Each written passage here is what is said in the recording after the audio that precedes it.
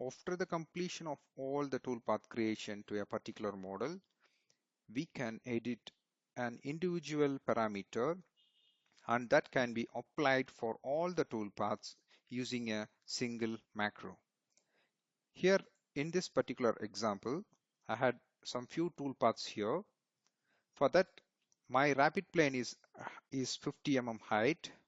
So I want to change 100 mm, and that can to be applied for all the toolpaths using a single macro. So for that, I'm going to run this macro called rapid height movement for selected work plane.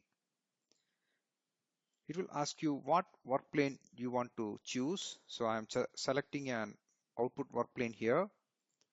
So what is the rapid height movement here? So just enter 100, previous value is 50. Once you enter this value, it will automatically apply that particular value to all the toolpaths. If you see this toolpath's rapid height plane for any toolpath, it will be 100 mm.